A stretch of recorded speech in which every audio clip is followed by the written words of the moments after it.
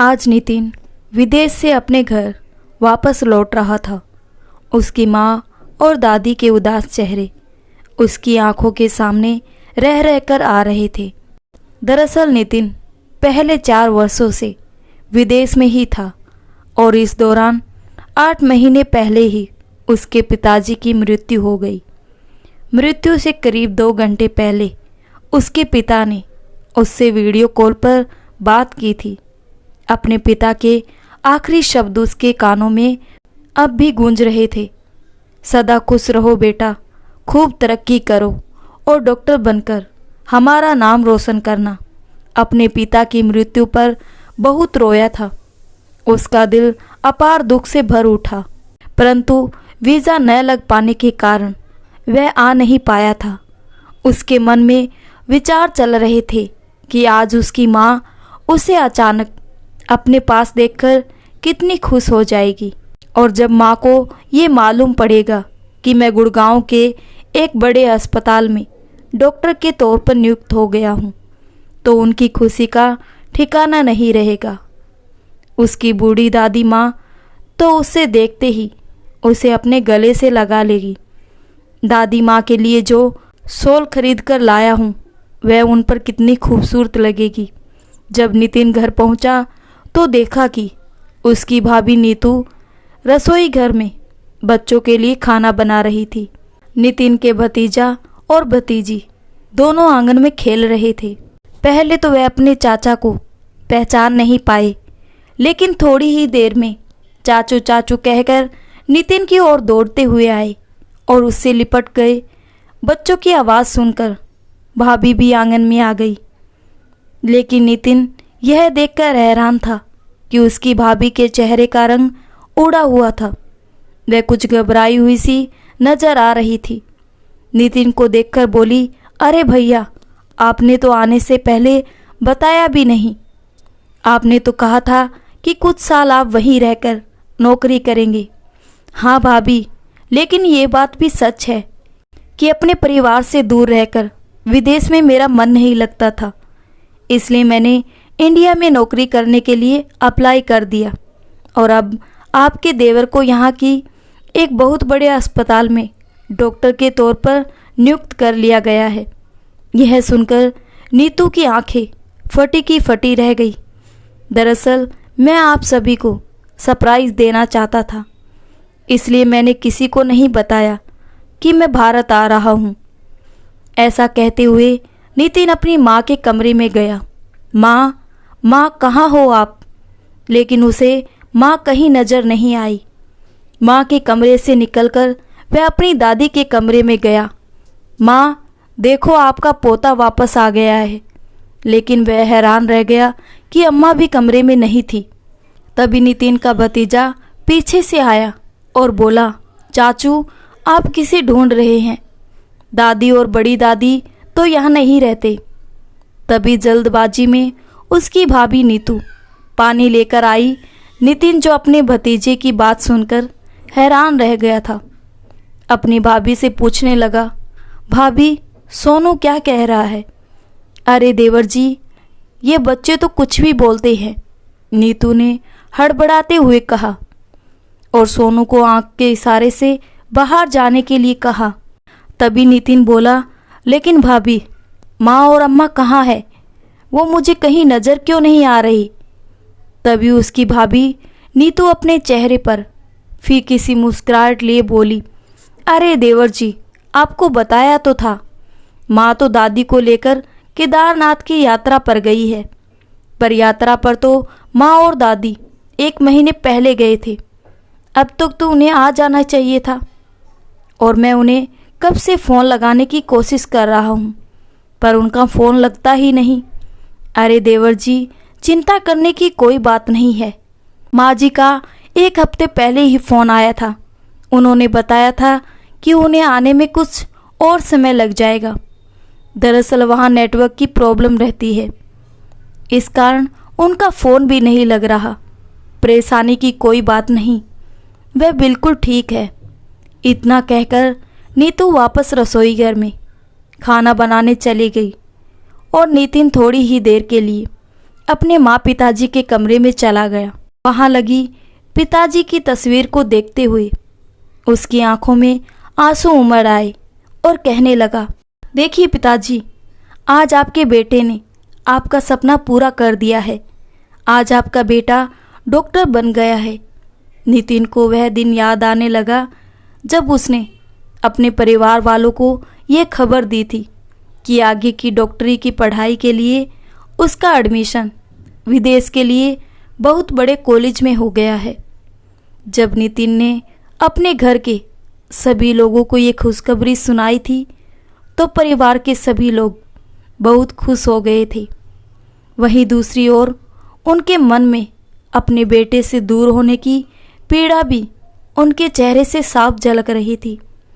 दादी माँ तो उसके विदेश जाने की बात सुनकर बहुत ज़्यादा उदास हो गई थी, क्योंकि दादी के साथ नितिन का खास लगाव था। नितिन भी उनसे बहुत प्यार करता था।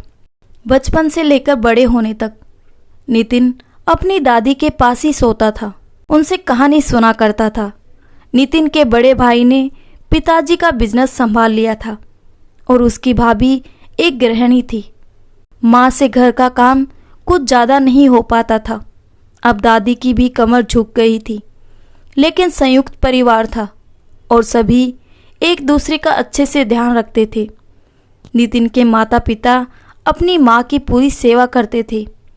दादी माँ के खाने से लेकर दवाइयों तक का ध्यान नितिन की माँ श्वेता जी रखती थी। जब नितिन ने उन्हें विदेश जाने की बात बताई तो उसकी माँ और दादी बहुत दुखी हो गई थी, लेकिन उसके पिता ने उसे पूरा हौसला दिया। उन्हें उस पर पूरा यकीन था। जिस दिन नितिन की फ्लाइट थी तो घर से निकलने से पहले नितिन अपनी दादी का आशीर्वाद लेने गया तो दादी माँ ने अलमारी खोलकर दादाजी की अंगूठी निकाली और आशीर्वाद के रूप में उसके हाथ में रख दी और आंसुओं से भरी आंखें लिए बड़े प्यार से उसकी ओर देखने लगी। तब नितिन ने कहा, दादी माँ, परेशान होने की ज़रूरत नहीं है, मैं मिलने आता रहूँगा। नितिन को वादा करते समय उसकी माँ भी बहुत भावुक हो गई, लेकिन उसके पिताजी ने उसे आशीर्वाद देते हुए बड़ी खुशी से विदा किया था। सबके आशीर्वाद से नितिन ने विदेश में खूब मन लगाकर पढ़ाई की और अपनी पार्ट टाइम जॉब से जो पैसे कमाता था उसका कुछ हिस्सा हर महीने अपने घर में भेजा करता था। विदेश में रहकर उसे अपने घर की बहुत याद आती थी, परंतु वीज़ा न लगने के कारण वह आ नहीं पाया था। अक्सर घर पर वीडियो कॉल से उसकी बात होती रहती थी, परंतु पिछले 1-1.5 महीने से कुछ ऐसा हो रहा था कि अपनी माँ और दादी से उसकी बात नहीं हो पा रही थी। घर के बाकी लोग भी उससे बहुत कम बातें करते थे। नितिन लगातार अपने पिताजी की तस्वीर को निहारता जा रहा था। तभी नीतू कमरे में आई और बोली, देवर जी, मैंने खाना बना दिया है, आप हाथ मुंह धोकर आ जाइए।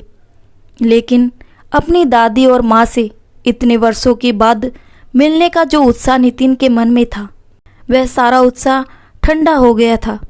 इतने में उसके भतीजा भतीजी उसके पास आए।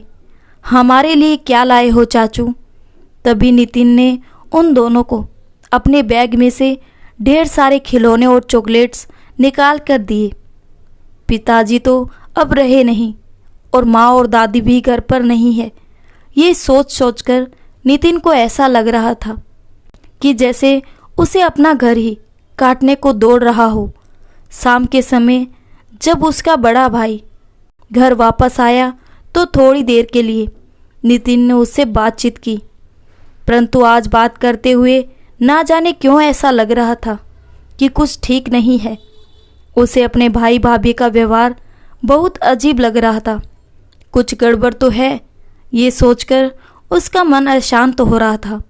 अगले दिन नितिन ने अपने माता पिता की तस्वीर के आगे हाथ जोड़कर प्रणाम किया और अस्पताल के लिए निकल गया। जैसे ही नितिन अस्पताल पहुंचा तो अस्पताल के कर्मचारी झुककर उसका अभिवादन कर रहे थे।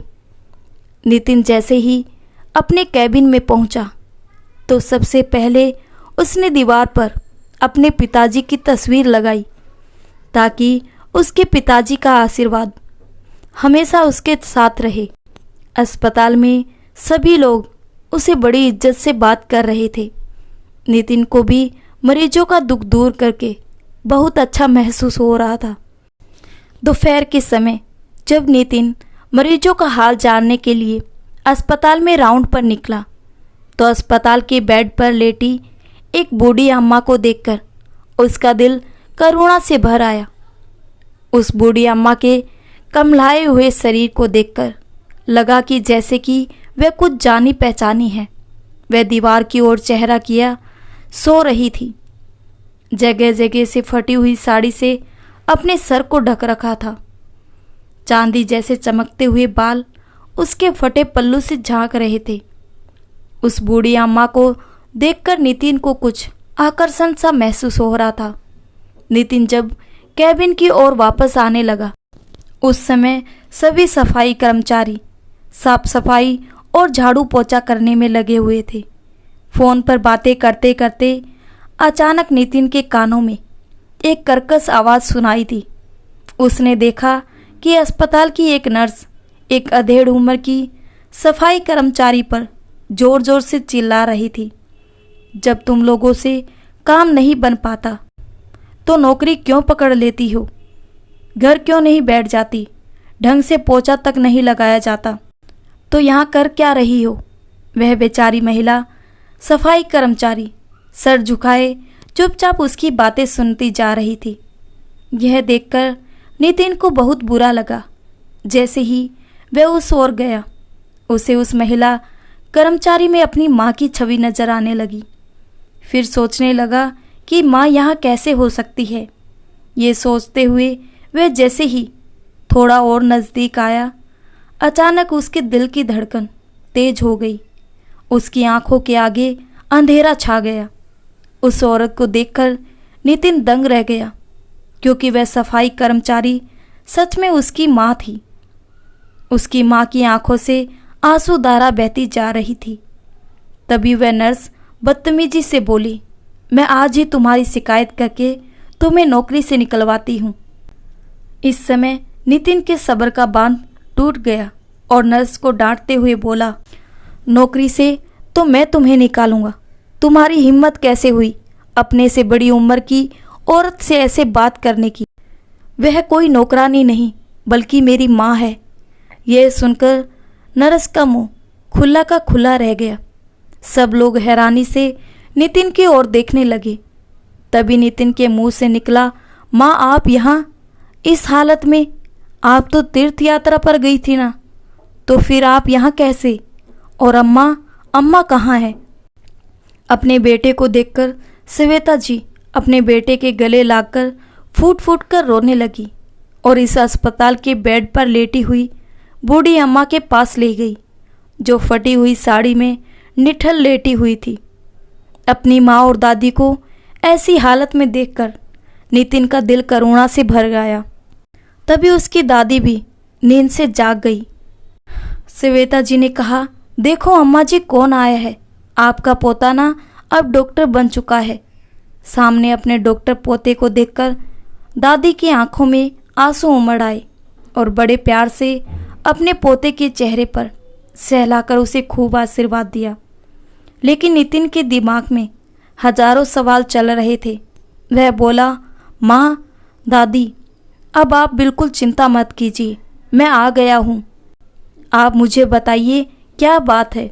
तभी अम्मा ने कंपकपाती आवाज़ में कहा, बेटा, तेरे दादाजी के जाने के तुरंत बाद ही तेरे बड़े भाई सुमित ने तेरे पिता के सारे कारोबार को हथिया लिया। और बेटा, तू तो जानता ही है कि तेरे पिता के पास जितनी भी जमा पूंजी थी उन्होंने मकान बनाने में खर्च कर दी। अपने बुढ़ापे के लिए कुछ भी पैसे नहीं जोड़े थे।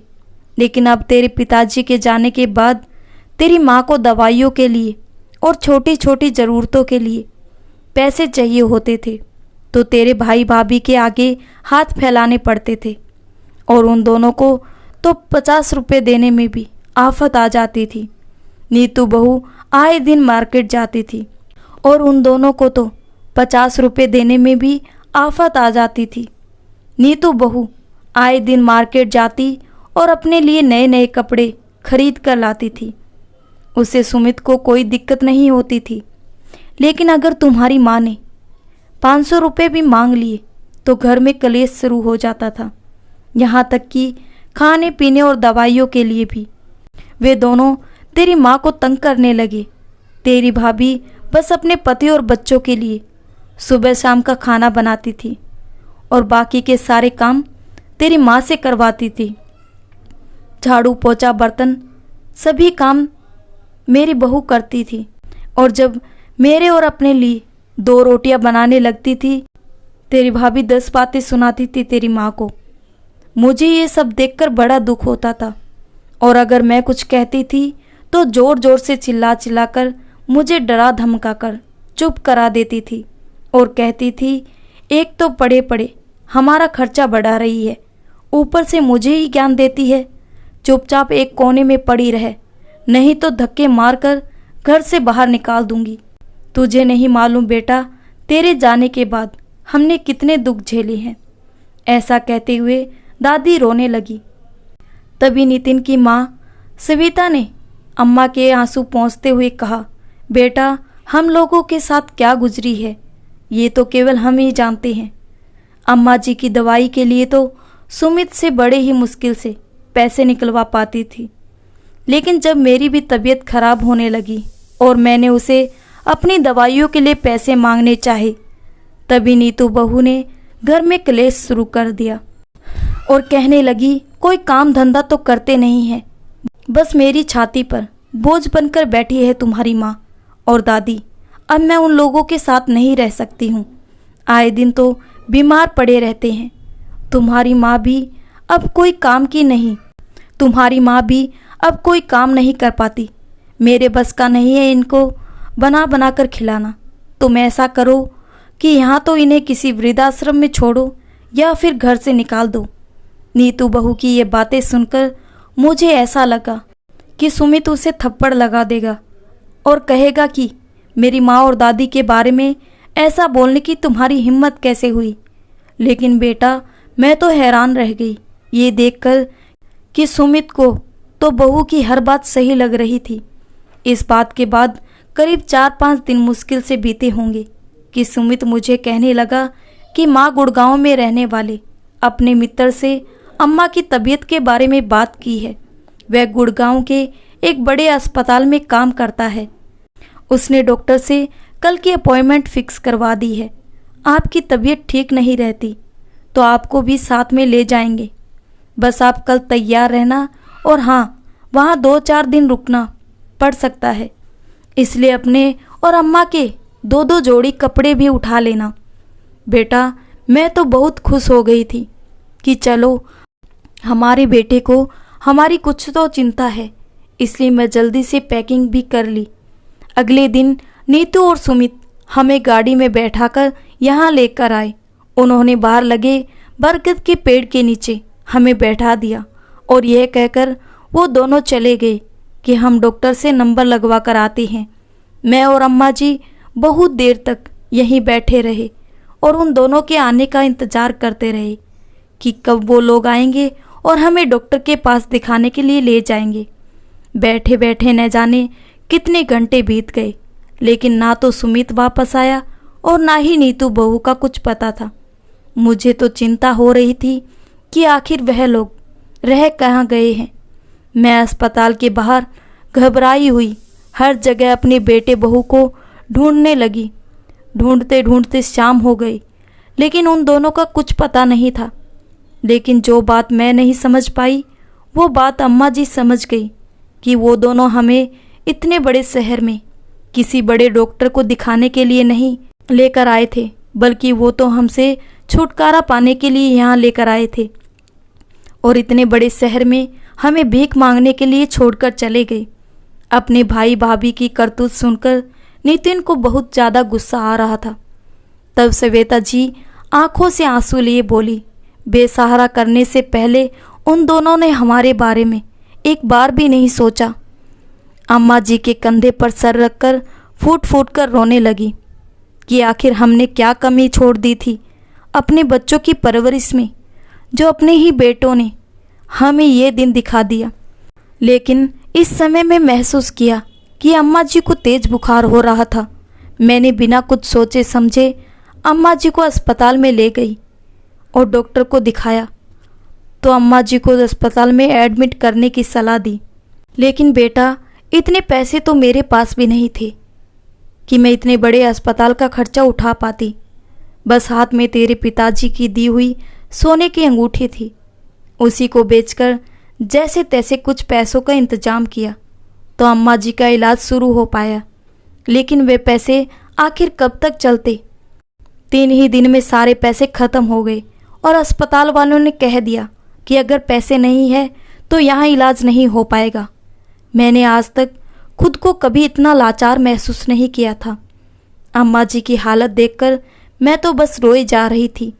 तभी एक सफाई कर्मचारी मेरे पास आकर मुझे रोने का कारण पूछने लगी तो मैंने उससे अपना सारा हाल कह सुनाया। फिर उसने पूछा कि अगर तुम्हें नौकरी दी जाए तो करोगी क्या? मैं झट से हाँ कह दी। उसी भली महिला ने अस्पताल में बात करके मुझे सफाई कर्मचारी का काम दिलवाया। यहाँ काम करते करते मैं अम्मा जी की देखभाल भी कर लेती थी। लेकिन बेटा, रह रहकर अपने बेटे बहू द्वारा किया गया व्यवहार मेरे दिल को बहुत दुखाया करता था। ऐसा कहते हुए श्वेता जी फफक कर रो पड़ी। माँ की बातें सुनते सुनते नितिन लगातार बड़ी आंखों से अपनी माँ की तरफ ही देखता जा रहा था। उसने महसूस किया कि एक ही महीने में उसकी माँ बिल्कुल बूढ़ी नजर आने लगी थी। उनका चेहरा झुर्रियों से भर गया था। माँ और अम्मा दोनों ही बहुत ज़्यादा कमज़ोर हो चुकी थी। ये सब देखकर नितिन से रहा नहीं जा रहा था। वह गुस्से से उबल रहा था। उसका मन किया कि अभी पुलिस कंप्लेंट कर दूं। अस्पताल के स्टाफ को भेजकर नितिन ने कैंटीन से अपनी माँ और दादी के लिए खाना मंगवाया। फिर उसने अपनी दादी की सारी रिपोर्ट देखी और कुछ टेस्ट करवाए। रिपोर्ट आने के बाद नितिन बोला, अम्मा, मैं आपकी सारी रिपोर्ट चेक कर ली है, अब नॉर्मल है, बस थोड़ी सी कमजोरी है जो खाने पीने का ख्याल रखने से ठीक हो जाएगी। अब हम लोग अपने घर चलेंगे। घर जाने की बात सुनकर श्वेता जी और अम्मा जी थोड़े डर गए, क्योंकि वह लोग वापस उसी माहौल में जाना नहीं चाहते थे जहां उनके साथ नौकरों से भी बेहतर व्यवहार होता था। तभी नितिन बोला, माँ दादी, वह घर आप लोगों का है और उस घर को आपसे कोई नहीं छीन सकता। आप चलिए मेरे साथ। शाम के समय अपनी माँ और दादी को टैक्सी में बैठाकर नितिन उनके साथ घर पहुंचा।